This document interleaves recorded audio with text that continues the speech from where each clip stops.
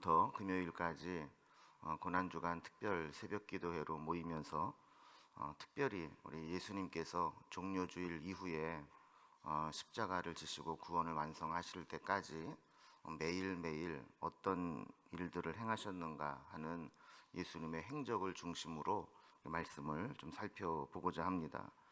어제는 우리가 종료주일로 예수님께서 예루살렘에 어린 나귀 새끼를 타시고 입성하신 내용을 살펴보았습니다.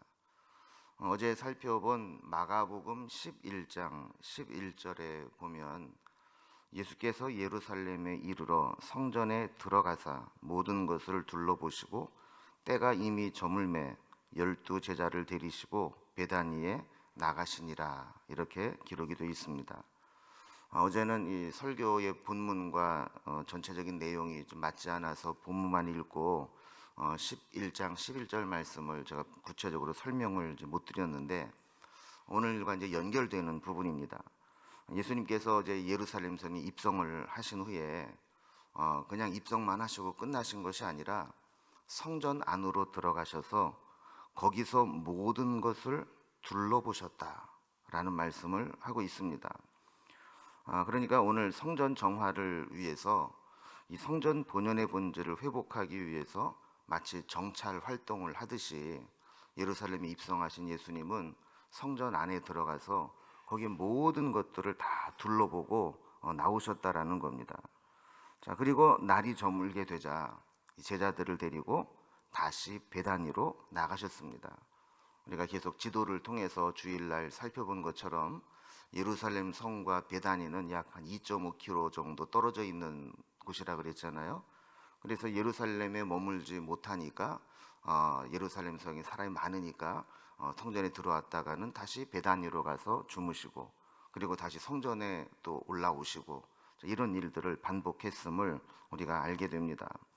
자, 그리고 이게 이튿날이 되자, 그러니까 오늘 월요일이 되는 거죠. 월요일이 되자 다시 베다니에서 예루살렘으로 올라오셨다고 마가복음 11장 12절에 기록을 하고 있습니다. 예루살렘 성에 올라오신 예수님이 제일 먼저 찾아가신 곳은 바로 성전이었습니다. 그래서 오늘 본문 누가복음 19장 45절에 보면 성전에 들어가사 장사하는 자들을 내쫓으시며 라고 이제 이야기를 했어요. 자, 그리고 46절의 후반부에 보면 너희는 강도의 소굴을 만들었도다, 이렇게 꾸짖었습니다. 이 두 말씀을 보면 당시 이 성전의 상황이 어떠했는가라는 것을 알 수 있습니다.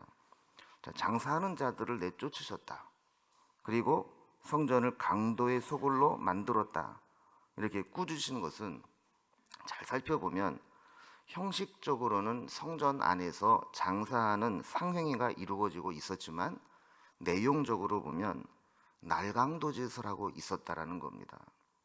왜 이런 일이 일어나느냐? 6월절 절기를 지키기 위해서 사방에 흩어져 살던 사람들, 특히 유럽까지 흩어져 있던 디아스포라들이 절기를 지키러 옵니다. 그러면 그들은 그들이 사용하고 있는 로마의 화폐들을 가지고 오게 되죠.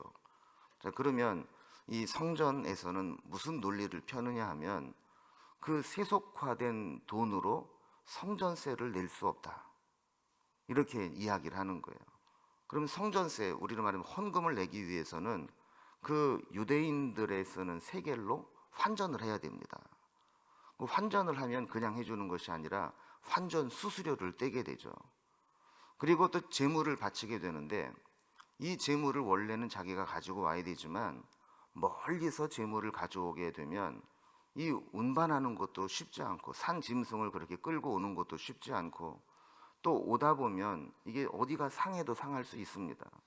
그래서 이 성전에서 성전에 드릴 재물을 판매를 할 수 있도록 이렇게 해 주었는데, 이렇게 환전과 재물을 사고 파는 이 매매 행위를 통해서 원래는 좋은 의도로 했을지 모르지만 이것이 성전의 대제사장과 결탁이 되고 대제사장의 비호 아래에서 이 환전상과 또 재물 매매상들이 독점으로 운영을 하게 되면서 어떻게 보면 이 하나님 앞에 예배를 드리러 온 사람들이 예배를 드리기 전부터 이 날강도를 당하듯이 그렇게 이 금전적인 피해를 보게 만들어 놓은 구조로 되어 있었다라는 것이죠.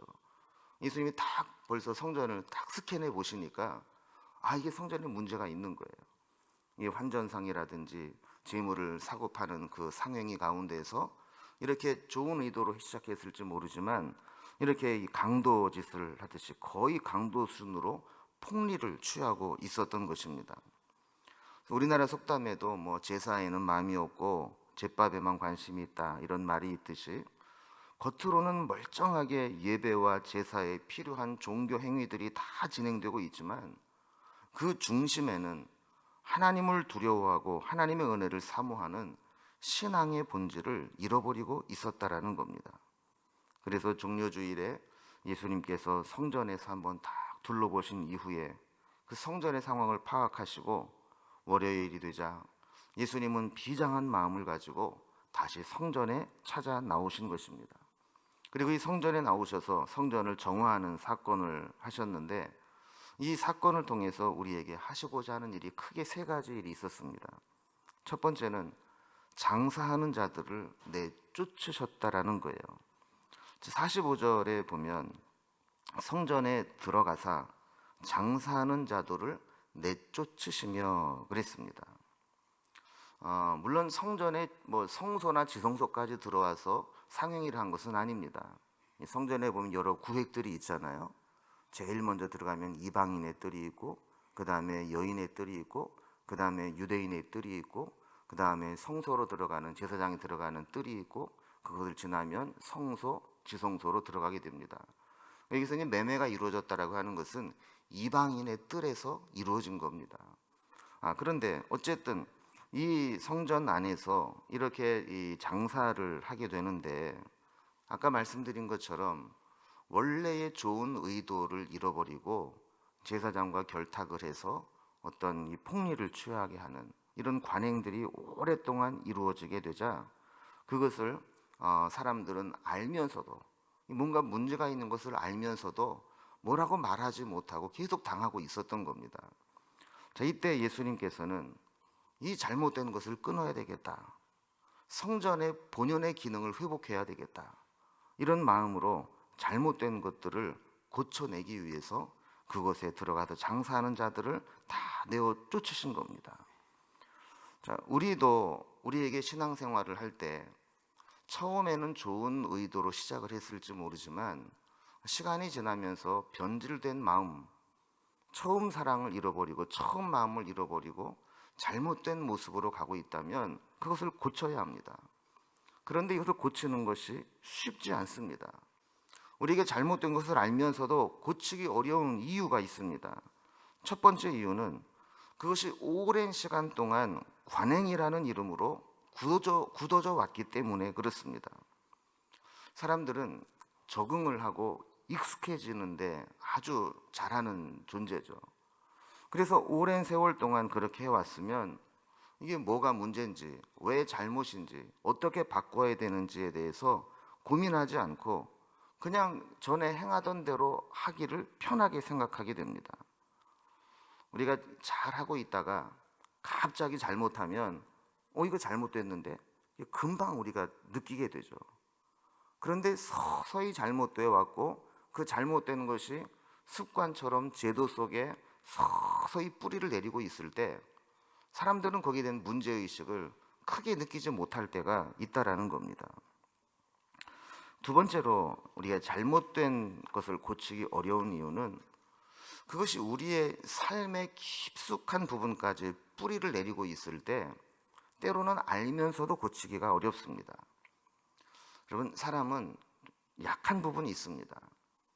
보통 사람의 경우가 약한 부분이 어느 부분이냐면 돈과 연결이 되거나 가족과 연결이 되어 있을 때에는 건강하고 이성적인 판단을 하기가 어려울 때가 있습니다.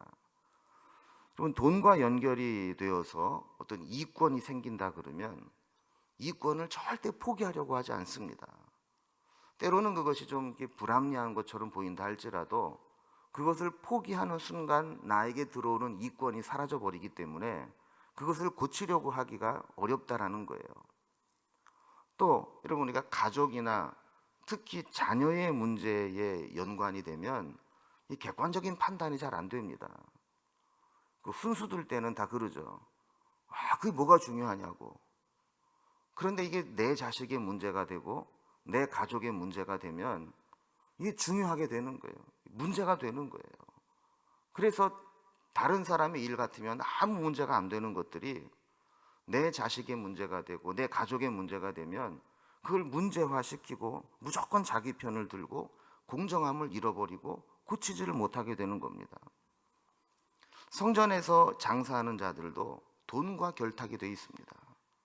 생계가 걸린 문제고 또 돈의 이권이 걸린 문제이기 때문에 이것을 끊어버리고 바꾼다라고 하는 것은 좋은 말로 하거나 설득하고 교훈해서 될 문제가 아니었습니다. 여러분, 대개 어떤 분쟁이 생길 때 이 생계가 걸린 문제는요, 목숨 걸고 달려듭니다. 마태복음 21장 12절에 보면 예수께서 성전에 들어가사 성전 안에서 매매하는 모든 사람들을 내쫓으시며 돈 바꾸는 사람들의 상과 비둘기 파는 사람들의 의자를 둘러 엎으시고 그랬어요. 이 마태복음을 보면 이 예수님이 평소 예수님답지 않게 과격하고 물리적인 힘을 행사하고 폭력적인 모습으로 나타나는 장면을 보게 됩니다. 왜 예수님께서 그렇게까지 하셨을까요? 그만큼 우리 삶에 깊숙이 뿌리 내리고 있는 잘못된 것을 바꾸는 것이 쉽지 않다라는 거예요. 좋게 얘기해서 될 문제가 아니라는 겁니다. 여러분, 우리가 사순절 이 설교를 시작하기 전까지 우리가 2달여 동안 어떤 주제로 말씀을 나눴어요? 습관에 대한 말씀 나눴잖아요. 근데 여러분, 지금 우리가 돌아보면 습관에 대한 말씀을 2달 넘게 들었는데 여러분, 습관이 정말 바뀌었습니까? 뭔가 달라졌습니까? 만약에 조금이라도 어떤 변화가 있다면 그분은 부단히 애를 쓰고 노력을 하는 거예요. 아마 많은 분들은 말씀을 들으면서 그래, 좀 바꿔야지, 고쳐야지 마음은 먹지만 어느 순간 보면 설교 듣기 전과 똑같은 모습으로 돌아가 있을 수 있습니다. 그 정도로 우리의 삶에 잘못된 것을 고친다는 것은 쉽지 않습니다. 예수님께서도 이 성전 안에 이 잘못된 관행을 뿌리 뽑고 고치기 위해서 이렇게 과격한 모습으로 폭력적인 모습을 나타내면서까지 그들을 쫓아내시고 잘못된 것을 끊어버리려고 했다는 것을 기억하면서 우리도 오늘 우리가 고난주간을 맞이하고 사순절을 보내면서 우리 안에 잘못되어 있는 부분들을 그런 심정으로 좀 끊어버리려고 결단할 수 있는 시간이 될 수 있기를 바랍니다. 두 번째로 성전에 올라가셔서 주님이 하시고자 했던 것은 성전이 만민이 기도하는 집이라는 사실을 천명한 사실입니다. 46절에 보면 성전에서 장사하는 자들을 내쫓으시면서 하신 말씀이 있습니다. 그들에게 이르시되 기록된 바 내 집은 기도하는 집이 되리라 하였거늘, 이렇게 말씀을 하셨어요. 자, 잘못된 것을 쫓아버리고 끊어버렸다면 그 다음에는 원래 올바른 상태로 회복하는 게 필요합니다. 성전이 장사하는 곳으로 본질을 왜곡시키고 잘못된 길로 갔다면 성전의 본연의 기능으로 되돌려야 하는 것이죠. 여러분, 우리가 금년도 우리 교회 큰 틀의 주제가 뭡니까? 본질로 돌아가는 교회예요. 이 교회가 본질을 잃어버리고 예배하고 제사드리고 하나님을 만나고 은혜를 받는 것이 아니라 뭐 그렇게 일이 많고 뭐 그렇게 돈 거래를 왔다 갔다 하고 이렇게 잘못된 일을 했을 때 예수님께서는 이 집은, 하나님의 성전은 기도하는 집이 되리라 말씀하신 대로 돌아가야 된다라는 사실을 천명하신 겁니다. 그래서 오늘 말씀의 이 밑에 각주에 보면 거기에 이사야 56장 7절이라고 기록이 되어 있습니다. 자, 이사야 56장 7절 말씀을 찾아보면 이런 내용입니다. 내가 곧 그들을 나의 성산으로 인도하여 기도하는 내 집에서 그들을 기쁘게 할 것이며 그들의 번제와 희생을 나의 제단에서 기꺼이 받게 되리니 이는 내 집은 만민이 기도하는 집이라 일컬음이 될 것임이니라. 자, 이사야를 통해서 이스라엘 백성들 하나님이 회복시키실 때 가장 먼저 하는 것 중에 하나가 그 성전에서 만민이 기도하는 집으로, 하나님의 백성들이 그곳에 와서 기도하는 곳으로, 하나님을 만나는 곳으로 회복시키실 것이라고 말씀하셨는데, 예수님이 이 말씀을 인용하시면서 성전이 바로 그렇게 기도하는 곳이 되어야 된다라는 것을 말씀하는 겁니다. 하나님의 백성들은 하나님의 성전에 나와서 예배를 드리고 기도를 드리고 하나님 앞에 드려진 기도에 응답을 받고 하나님 말씀대로 순종하고 하나님과 함께 동행하는 것, 은혜를 경험하고 그 은혜로 살아가는 것, 그것이 바로 교회의 본연의 임무이고 본질을 회복하는 거라는 것이죠. 성전은 성전다워져야 되고 교회는 교회다워져야 하는데, 성전다워지고 교회다워진다라고 하는 것은 교회 안에서 기도의 불씨가 꺼지지 않게 하는 것입니다. 교회 안에서 기도하는 소리가 끊어지지 않아야 한다라는 것입니다. 기도의 능력을 잃어버린 성도, 기도의 능력을 잃어버린 교회는 겉으로는 살아있는 것처럼 보일지 모르지만 영적으로는 아무것도 할 수 없는 죽은 자와 다를 바가 없습니다. 그러나 환경은 초라하고 궁색하고 지하 교회에서 아무도 모르게 단둘이 모이는 예배 초소라 할지라도 그곳에 기도가 살아있고 기도의 능력이 있고 기도의 교통이 있다면 하나님은 그곳을 불씨 삼아서 언젠가는 그곳에 교회를 일으키실 것이고 부흥시켜 주실 것이기 때문입니다. 모든 위기의 출발은 기도의 위기입니다. 기도하는 사람이 없어지고 기도의 능력을 교회가 잃어버리게 될 때, 그때부터 진짜 위기가 나타나게 되는 겁니다. 이번 사순절, 특별히 고난주간을 통해서 우리에게 두 번째 하나님 주시는 과제는 다시금 기도의 은혜를 회복하는 것입니다. 우리가 억지로라도 나와서 기도하면서 기도의 은혜, 기도의 능력을 회복하는 거예요. 이번에 저희가 당회에서 특별 새벽 기도를 준비하면서 기도 순서나 특송이나 이런 거 다 빼자 그랬어요. 일단 기도와 말씀에 집중하도록 하자. 그리고 사실 제 마음에는 끝나고 오뎅 국물이라도 먹고 싶었는데 이 고난주간에 또 먹는 것도 좀 그렇고, 그래서 이번에는 오직 말씀과 기도에 집중하고, 그래서 모든 순서 다 없애고 예배 드리고 말씀 듣고 기도하고 각자 개인적으로 기도하시고 또 하나님 만나고 돌아가는 시간으로 이렇게 했습니다. 자, 세 번째, 주님께서 성전에 올라가셔서 하시고자 했던 일이 뭐냐면 말씀을 가르치신 일입니다.